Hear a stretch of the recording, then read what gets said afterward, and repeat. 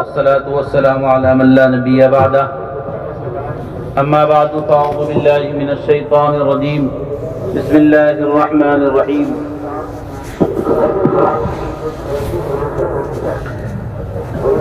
قال الله سبحانه وتعالى أمن هو قانت آناء الليل ساجدا وقائما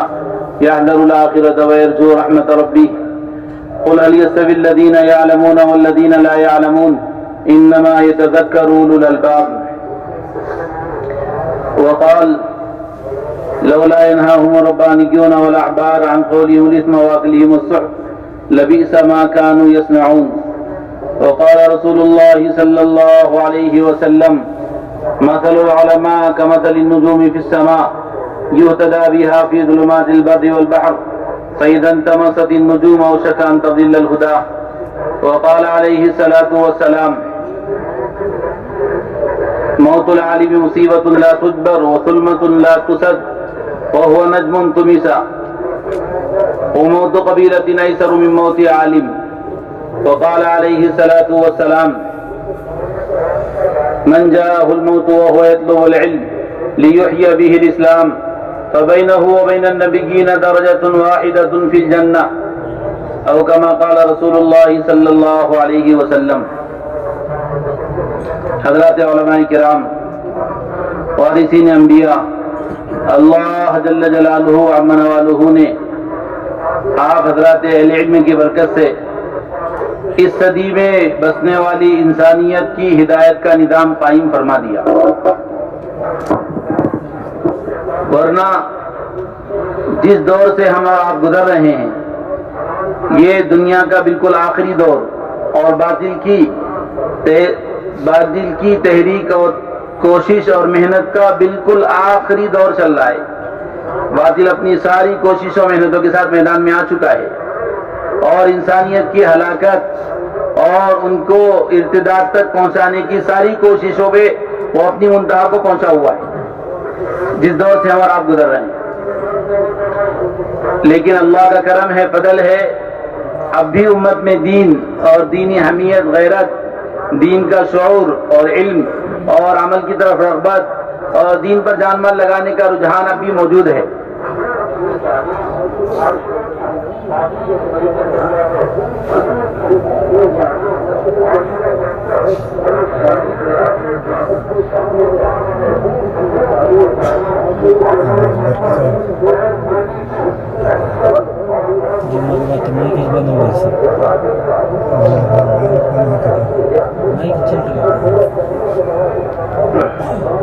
ورنہ تو یہودیوں میں گمراہی کی بڑی وجہ، بلکہ یہی وجہ علماء نے لکھی ہے، علماء یہود کا ان کے بیچ سے گمراہ ہو جانا ہے اور علماء نصارہ کا ان کے بیچ سے گم ہو جانا ہے۔ یہ وجہ یہود اور نصارہ کی گمراہی کی ہے، ورنہ یہ بات طے ہے، روایت میں صاف ہے، اگر اہل علم عوام کے بیچ سے گم ہو جائیں گے، عوام کی جہالت اور ان کا ارتداد طے ہے۔ صریح روایت ہے، مثل العلماء کمثل النجوم فی السماء یہتدی بها فی ظلمات البر والبحر۔ علماء کی مثال چمکتے ستاروں کی طرح ہیں، جب تک یہ چمکتے رہیں گے اور جب تک یہ امت کے بیچ میں امت کی رہبری اور قیادت کرتے رہیں گے، جب تک امت کی ہدایت طے ہے۔ فَإِذَا انْتَمَسَتِ النُّجُومُ أَوْشَكَ أَن تَضِلَّ الْهُدَى۔ ستارے اگر بے نور ہو گئے تو راستہ چلنے والا راستہ گم ہو جائے گا، اگر علماء بے نور ہو گئے تو انسانیت کی جہالت اور ارتداد اور ہلاکت طے ہے۔ علماء یہود میں کیا ہوا تھا؟ علماء کا بے نور ہونا کیا ہے؟ علماء کا بے نور ہونا ان کا بے عمل ہو جانا ہے، یا ان کا گوشوں میں گم ہو جانا اور امت سے لا تعلق ہو جانا ہے۔ یہ دو وجہ لکھی ہے علماء کے بے نور ہونے کی۔ یہود بے عمل ہو گئے تھے، اس لیے علماء یہود جو احکامات لوگوں کو بتاتے تھے وہ خود نہیں کرتے تھے، اور جو شریعت انجیل کی، تورات کی اپنے اوپر نافذ کرتے تھے، جو عوام پر نافذ کرتے تھے اپنے اوپر نافذ نہیں کرتے تھے۔ یہ علماء یہود کی گمراہی ہے۔ اور علماء نصارہ کی گمراہی عوام میں جو پھیلی ہے گمراہی، علماء نصارہ عوام سے لا تعلق ہو گئے تھے، وہ اپنے ذاتی انفرادی اعمال اور اپنی ذات کی اصلاح تربیت میں لگ گئے، یہ ہم اپنی طرف سے نہیں کہہ رہے، مولانا علی میاں ندوی رحمۃ اللہ علیہ کا ایک بیان ہے یہود اور نصارہ کی گمراہی کی وجوہات، اس میں سب سے بڑی وجہ یہ لکھی ہے یہود کی گمراہی کے علماء یہود کا بے عمل ہو جانا، اور نصارہ کی گمراہی کی وجہ لکھی ہے علماء نصارہ کا عوام کے بیچ سے گم ہو جانا۔ چنانچہ عیسیٰ علیہ السلام کے جانے کے بعد علماء نے مشورہ کیا ہم کیا کریں، اور جو عیسیٰ علیہ السلام کے ارد گرد رہتے تھے، سمجھ بوجھ رکھنے والے تھے، انہوں نے مشورہ کیا ہم کیا کریں، تو آپس میں یہ طے کیا، جو ان میں مخلصین تھے اور قربانی والے تھے، انہوں نے کہا ہم عوام کو چھوڑ کے نہیں جا سکتے، کہ کیسے ان کے بیچ میں رہیں گے، یہود ہمارے مقابل ہیں اور ہم مقابلہ کرنے کی طاقت نہیں رکھتے، ہم کیسے کریں گے؟ تو جو دیگر حضرات تھے انہوں نے کہا کہ ہم ان کے بیچ میں نہیں رہ سکتے، ہم اپنا ایمان عمل بچا کے پہاڑوں کی قومیں گم ہو جائیں گے۔ تو وہ اپنا ایمان عمل لے کر پہاڑوں میں چلے گئے، اور جو ان میں کے مجاہدین مخلصین تھے، چند روایت میں صریح لفظ ہے چند مخلصین مجاہدین رہ گئے، پھر یہود نے حملہ کیا، ان علماء کو شہید کر دیا، اور ما بقیہ علماء پہاڑوں کی قوم میں چلے گئے، نصارہ بلا علم کے رہ گئے، بلا قائد کے رہ گئے۔ فَإِذَا انْتَمَسَتِ النُّجُومُ أَوْشَكَ أَن تَضِلَّ الْهُدَىٰ، یہ ستارے بجھ گئے، یا تو شہید کر دیے گئے یا پہاڑوں کی قوم میں چلے گئے، تو عوام کی گمراہی کا راستہ کھل گیا۔ اور پھر یہودیوں نے ان پہ محنت کی، 33 سال کے مختصر عرصے میں ان کی عظیم الشان کتاب جس میں زہد کے اسباق پڑھائے گئے تھے، وہ کتاب میں تحریف ہو گئی، اور ان کے دین میں تبدیلی آ گئی۔ ایک خدا کو ماننے والے ایسے توحید پرست قوم جنہوں نے کہا تھا یا عیسیٰ هل تستطيع ربك ان ينزل علينا مائدة من السماء، اعلیٰ درجے کا ایمان، آسمان سے دسترخوان اتارنے کا مطالبہ کرنے والی قوم، وہ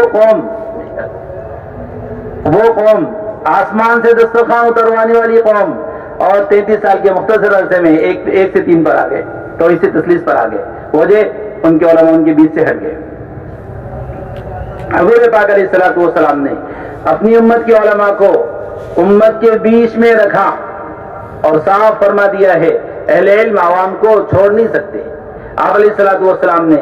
اپنے زمانے حیات میں اہل علم کو عوام کے بیچ میں نفر بھی کرایا اور مقام پر ان میں اختلاف بھی کروایا، اس لیے اہل علم کو عوام کے بیچ میں رکھا گیا۔ خود حضور پاک علیہ الصلوۃ والسلام امام الانبیاء خاتم النبیین اور صبح قیامت تک کی شریعت سازی آپ کے ذمے ہے، لیکن آپ علیہ الصلوۃ والسلام اپنے ان سارے مشاغل کے باوجود، آپ کے ذمے امامت، آپ کے ذمے تدریس، آپ کے ذمے خطابت، آپ کے ذمے تصنیف تو مروج تصنیف نہیں، بلکہ آپ علیہ الصلوۃ والسلام جتنے ہمارے ذمے شعبہ جات ہوتے ہیں، اہتمام، تدریس، صفہ کے محتم آپ تھے، صفہ کے مؤسس آپ تھے، صفہ کے منتظم آپ تھے، صفہ کے ممتحن آپ تھے، صفہ کے مدرس آپ تھے، مسجد نبوی کے امام آپ تھے، اور اپنے سارے آنے والے مسائل کا حل افتاء و قضاء آپ سے متعلق تھا۔ ساری ذمہ داریوں کے ساتھ آپ علیہ الصلوۃ والسلام مقام پر عوام میں جاتے تھے، آپ کی مسجد میں آپ امام تھے، امامت کی ذمہ داری ادا کرتے ہوئے ادب المفرد کے اندر امام بخاری رحمۃ اللہ نے وہ روایت نقل کی ہے، کان رسول اللہ صلی اللہ علیہ وسلم یکثر زیارت الانصار خاصۃ وعامۃ، آپ علیہ السلام انصار کی خصوصی عمومی ملاقاتیں کثرت سے کرتے تھے۔ کثرت سے ملاقات کرنے کا طریقہ یہ تھا، جب عمومی ملاقات کرنا، اسی روایت کے آگے ہیں، جب عمومی ملاقات کرنا چاہتے تو آپ مسجد جاتے تھے۔ چنانچہ مدینہ منورہ میں 7 مسجدیں تھیں، آپ کبھی کسی مسجد میں، کبھی کسی مسجد میں، کبھی کسی مسجد میں، سنیچر کے دن ظہر کی نماز آپ مسجد قباء میں پڑھتے تھے، سنیچر کے دن ظہر کی نماز آپ مسجد قباء میں پڑھتے تھے اپنے صحابہ کو ساتھ لے کے۔ زیارت الانصار، انصار کی ملاقات،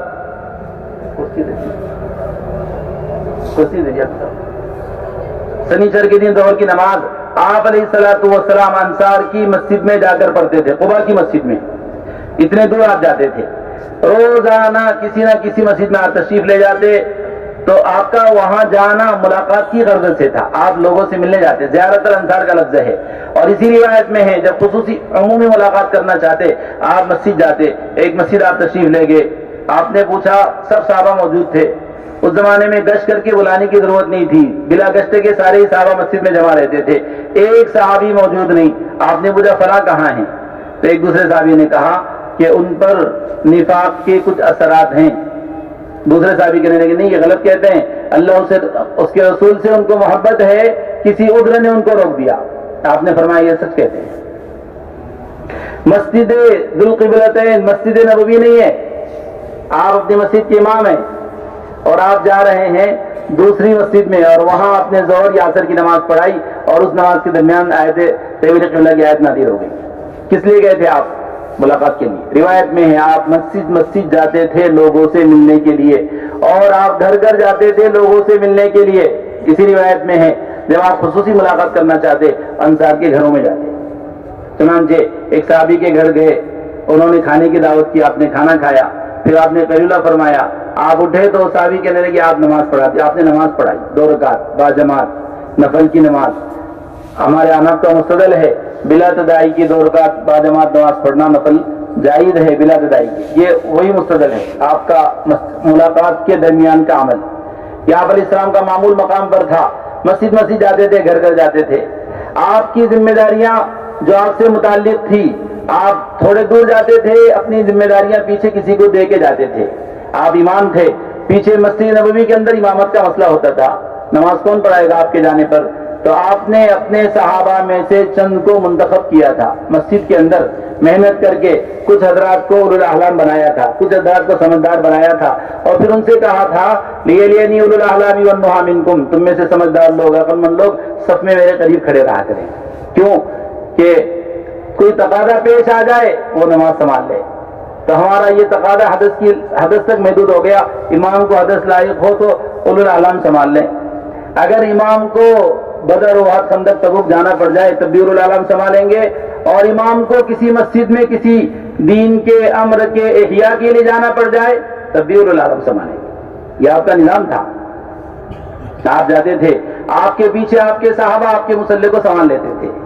آپ کے پیچھے آپ کے صحابہ آپ کے مسلح کو سنبھال لیتے تھے تاکہ امامت کی ذمہ داری بھی پوری ہو اور آپ کے ذریعے سے دینی تقاضے پورے ہوں۔ محدث کبیر علامہ حبیب الرحمن العظمی رحمۃ اللہ علیہ، ان کا معمول لکھا ہے روزانہ، بلکہ جن لوگوں نے دیکھا ہے ان کا معمول انہوں نے ہمیں بتایا، روزانہ عصر کی نماز کسی گاؤں کی مسجد میں جا کر پڑھتے تھے، اور عصر کی نماز کے بعد لوگوں کو چل پھر کے جمع کرتے، مغرب تک لوگ جمع ہو جاتے، مغرب سے عشاء تک ان میں بیان کرتے، اور عشاء کی نماز تک ان کے سامنے جو بھی منکرات اور جو بھی باتیں ہو اس کو سامنے رکھ کر ان میں خطاب کرتے، بات کرتے، اور عشاء کی نماز پڑھ کر آ جاتے۔ اگلے دن عصر تک علمی اور دینی مشغلوں میں رہتے تھے۔ یہ حضور پاک علیہ السلام کی سنت ہے، آپ کا طریقہ ہے۔ اگر اہل علم کسی دینی شعبے کی مشغولیت کی وجہ سے عوام کے درمیان نفر کرنے کو ترک کر دیں گے تو بے شک کسی ایک علاقے میں، کسی ایک خطے میں اعلیٰ درجے کا دین، اعلیٰ درجے کا علم، اعلیٰ درجے کا تزکیہ ہوگا، لیکن عالم کے گوشے کونے اور عوام دور بسنے والی عوام اور جہل اور ارتداد کا شکار ہوگی۔ اس لیے حضور پاک علیہ الصلوۃ والسلام نے اپنے زمانے میں یہ نظام قائم فرمایا تھا، جب بھی جہاں بھی جو بھی حالات بنتے، جو بھی حالات بگڑتے اور جہاں سے بھی تقاضا آتا، آپ علیہ السلام فوراً اپنے صحابہ کو روانہ فرماتے۔ آپ کے مدرسے پہ تقاضا آیا کہ ایک علاقہ ہے، وہاں نئے لوگ مسلمان ہو گئے ہیں، انہیں کلمہ، نماز اور دین کے فرائض اور احکامات سکھانے کا تقاضا ہے، آپ اپنے صحابہ میں کچھ بھیجیں۔ آپ نے اپنے 100 طلبہ میں سے 70 طلبہ کو منتخب کر کے بنو ریاض الاقوام میں بھیجا۔ 70 کے 70 شہید ہو گئے، 70 کے 70 شہید ہو گئے۔ آپ کے مدرسے کا ایک بڑا قیمتی سرمایہ تھا، وہ سب شہید ہو گئے۔ اس کے باوجود آپ نے تقاضوں پر بھیجنے سے معذرت نہیں کی۔ اس کے بعد بھی جب بھی تقاضا آیا 1 ماہ تک آپ قنوت نازلہ پڑھتے رہے، آپ کو بڑا صدمہ تھا، بڑا افسوس تھا، بڑا غم تھا، لیکن آپ نے صحابہ کو بھیجنا نہیں چھوڑا۔ یہ تو پکی بات ہے، اگر اہل علم عوام کے بیچ میں نہیں جائیں گے علم و شریعت اور دین لے کر تو پھر عوام میں جہالت اور ارتداد طے ہے۔ بے شک دینی شعبات میں، مخصوص شعبات میں اور طالبین میں طلب کے وقت علم اور دین منتقل ہوگا، لیکن بے طلب عوام، دین سے دور عوام اور عوام جو دین لینے کے لیے نہیں آ رہی ہے، ان تک دین پہنچنے کی کوئی سبیل نہیں ہوگی۔ اس لیے آپ علیہ الصلوۃ والسلام نے اس حادثے کے بعد بھی اپنے صحابہ میں منتخب کر کے مختلف علاقوں میں تقاضوں پر آپ نے روانہ فرمایا۔ چنانچہ اپنے مدرسے کے طالب علم جوہر رضی اللہ تعالیٰ عنہ کو یمن بھیجا، ابو موسیٰ اشعری رضی اللہ تعالیٰ عنہ کو اشعر بھیجا۔ ایک قبیلے باہلا کے صحابی تھے، ابو امامہ باہلی رضی اللہ تعالیٰ عنہ کو قبیلہ باہلہ میں بھیجا، ابو ذر غفاری کو غفار میں بھیجا، حضرت عدی کو یمن بھیجا، حضرت عدی رضی اللہ عنہ کو یمن بھیجا، حضرت علی رضی اللہ عنہ کو یمن بھیجا، حضرت علی رضی اللہ عنہ کو ایک موقع پہ کوفہ بھیجا۔ مختلف صحابہ کرام کو مختلف تقاضوں پر مختلف اوقات میں آپ نے نفر فرمایا۔ علماء صحابہ، منتخب صحابہ، اچھی جید استعداد کے صحابہ، یہی معمول حضرت صدیق اکبر رضی اللہ تعالیٰ عنہ کے زمانے میں بھی چلتا رہا اور یہی معمول آج تک چلتا رہا۔ اکثر محدثین، اکثر فقہا، اکثر علماء اپنے جائے ولادت کے علاوہ مدفون ہیں۔ علم و شریعت کو لے کر چلنا پھرنا اور امت کو جہالت ابتداء سے نکالنا اور پیچھے دینی شعبہ جات کا احیاء رکھنا، دونوں ذمہ داری اہل علم کی ہے۔ اب بھی اس دور میں بھی امت اپنی قیادت میں، اپنی امامت کے لیے اور اپنی دینی رہبری کے لیے کسی غیر عالم کو اپنا قائد اسوہ بنانے تیار نہیں ہے۔ امت کی قیادت علماء کے ہاتھوں میں ہے۔ دینی قیادت، دینی امامت اور تدریس، افتاء و قضاء، ساری ذمہ داریاں اہل علم کے ہاتھ میں ہیں، اور اس ذمہ داریوں کی ادائیگی کے ساتھ، اس ذمہ داری کو پورا کرنے کے ساتھ امت کے عموم میں نفر کرنا، یہ بھی اہل علم کا فریضہ ہے، یہ بھی اہل علم کی ذمہ داری ہے۔ حضور پاک علیہ الصلوۃ والسلام ان ساری ذمہ داریوں کے ساتھ 33 مرتبہ اپنی ذات سے نفر کر کے گئے ہیں۔ ان ساری ذمہ داریوں کے ساتھ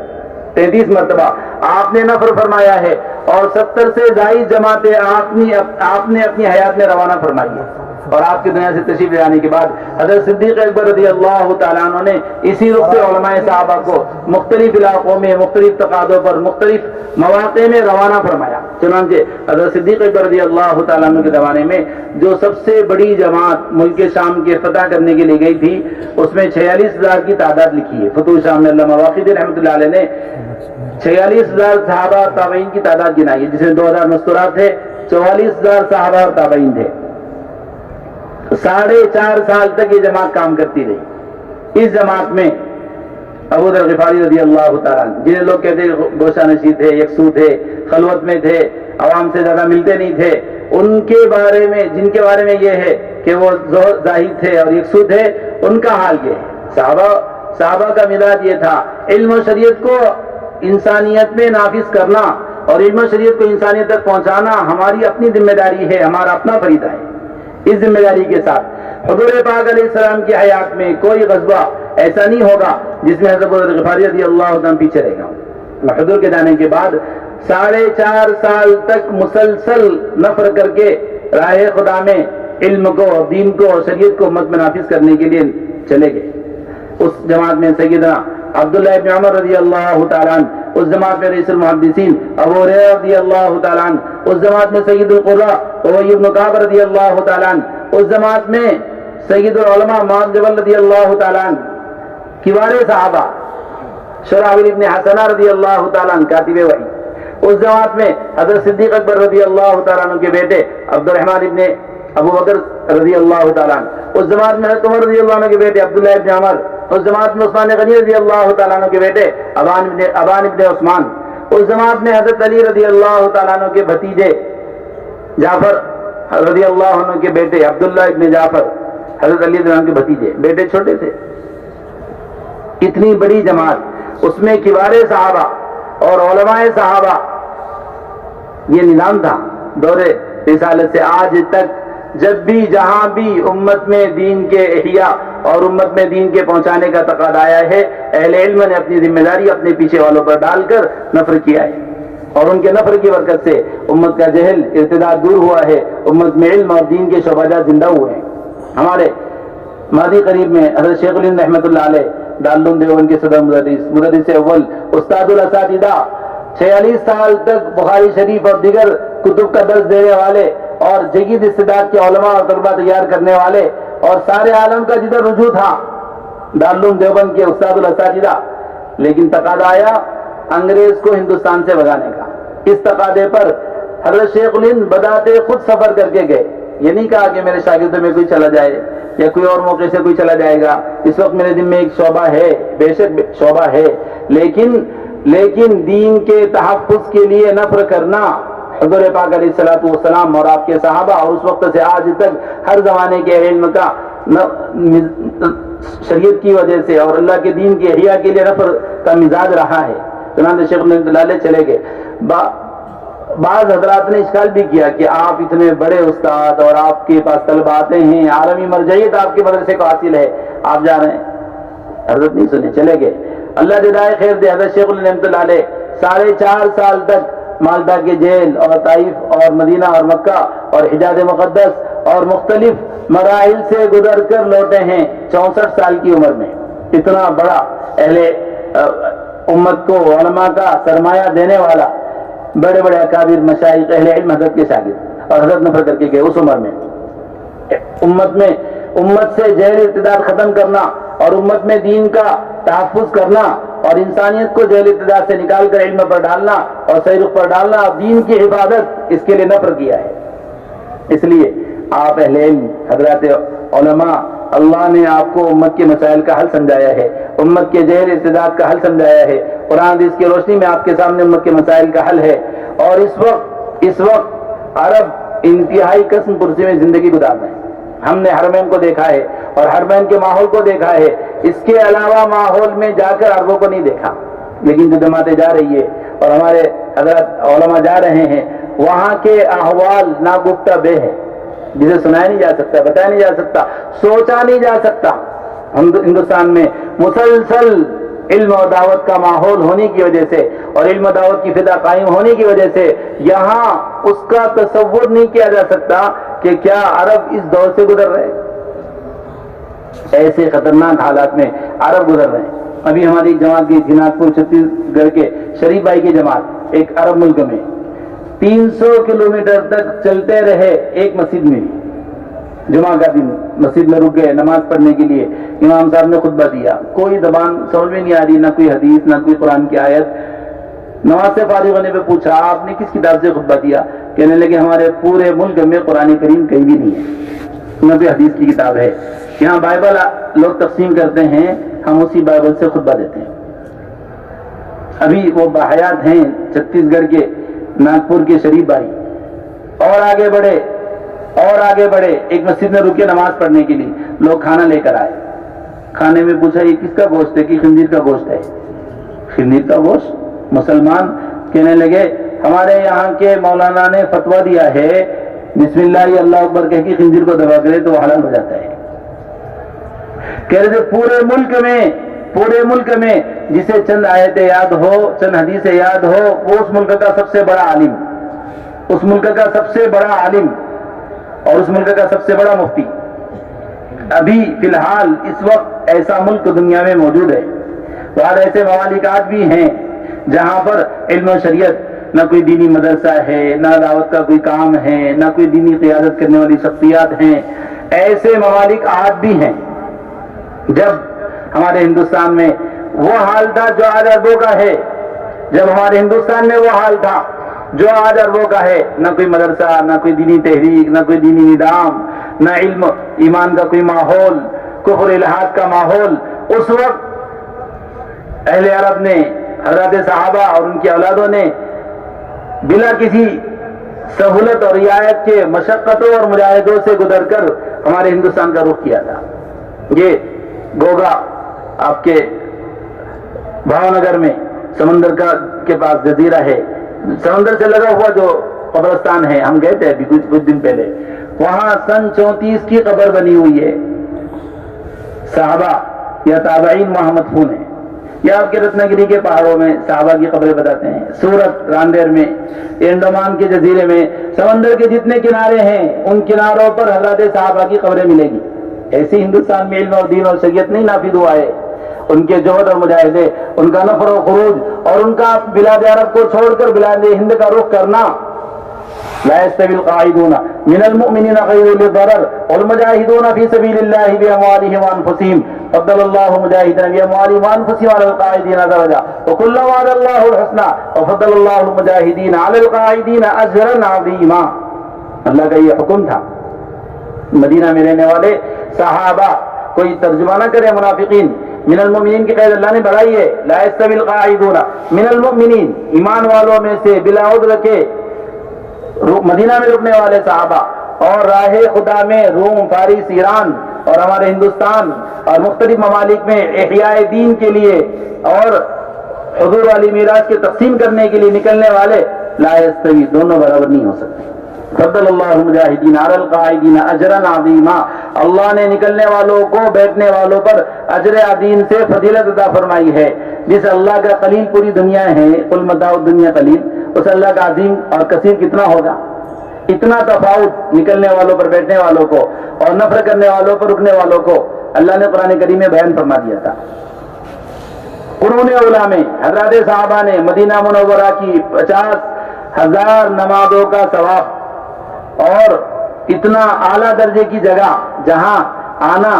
और जहां इमाम की नजर से एक मरतबा हुजूर पाक अलैहिस्सलाम को देखना तसव्वुफ और सुलूक और के सारे मनाजिल तय कराता हो, एक मरतबा ईमान की नजर से देखना सहाबियत के मकाम को पहुंचाता हो, और जहां जिब्राइल और मीकाइल हाजिरी को सादत समझते हो, और जहां रोजाना फरिश्ते हाजिरी की इजाजत मांगते हो, ऐसी मुकद्दस जगहों को हजरत साहबा ने इल्म और दीन के नशर के लिए और इंसानियत को जहर इब्तिदा से निकालने के लिए और उनमें इल्म और अल्लाह के अहकाम जिंदा करने के लिए नफर किया है। ये कह के नहीं बैठे थे मदीना में कि यहाँ हुजूर है, आपकी मज़ार है, और यहाँ सहाबा है, यहाँ इल्म है, सारी दुनिया इल्म लेने यहाँ आ रही है। दारुल हिजरत है, एक ज़माने में हिजरत फर्ज थी, और सारी दुनिया में के लिए इल्म लेने मदीना आना जरूरी है, और लोग आ भी रहे थे। उसके बावजूद हजरत साहबा ने नफर का निज़ाम कायम फरमाया। जिस तरह पहली सदी में इन असबाब वसाइल के न होने के बावजूद हजरत साहबा ने और उलमाए साहबा ने हमारे हिंदुस्तान का रुख किया और यहाँ इल्म और शरीयत और दीन को पहुंचाया, आज वो कस्म पुरसी में जिंदगी गुजार रहे हैं, वो ईमान और अमल से बहुत और दूरी के साथ जिंदगी गुजार रहे हैं, अल्लाह के अहकामात से आदम वाकिफियत के साथ जिंदगी गुजार रहे हैं। उनके यहाँ ना कोई मदरसा इस तरह का है, ना कोई दीनी तहरीक है, ना उलमा मशाइख है, ना कोई निज़ाम है। इस हाल में कस्म पुरसी में जिंदगी गुजार रहे हैं। आज हिंदुस्तान को अल्लाह ने संभाला दिया है, और यहाँ इल्म शरीयत और दीन और दावत इल्लाह का माहौल और उम्मत में और अवाम में और उलमा के अंदर इतना निज़ाम बनाया है, इतनी बड़ी तादाद। बाद ममालिक ऐसे हैं पूरे मुल्क में इतने उलमा नहीं हैं जितने आपके भीड़ में उलमा हैं। इसलिए आपकी जिम्मे फरीदा है, जिम्मेदारी है, नफर करके अरबों में जाकर अल्लाह के अहकामात को जिंदा करना, अल्लाह की शरीयत को नाफिज करना और उनको ईमान अमल की तरफ और दीन की तरफ मुतवज्जे करना। इसके लिए आप हजरात से गुजारिश है, इसमें जो साल लगे हुए उलमा हैं वो खड़े होकर पहले नामों का इजहार करें। हजरत तशरीफ लाए हैं, हजरत बात करेंगे। साल वाले उलमा जरा खड़े हो जाए जिनका साल लगा हुआ है। आपके यहाँ सबसे बड़ी तादाद, अब तक जितने अजला से हम गुजर के आए हैं, सबसे बड़ी तादाद परभनी में मिली 140, हम समझे सबसे बड़ी तादाद। पता चला भीड़ में 180 उलमा है। कितने मुल्कों का भला हो जाएगा, कितने उम्मत जहर इब्तिदा से निकल जाएगी, कितने अरबों में दीन ईमान अमल आ जाएगा और उलमा हमारे जरिया बन जाएंगे। इसके लिए जिनका साल लगा है जरा खड़े हो जाए अपनी जगह पर, जरा खड़े हो जाए। साल वाले उलमा किराम खड़े हो जाए, अल्लाह जज़ाए खैर दे। माशाअल्लाह, वाह वाह, साल वाले उलमा किराम, अल्लाह बहुत जज़ाए खैर दे। खड़े हो जाए अपनी जगह पर, साल लगे हुए उलमा जिनकी उसूल अभी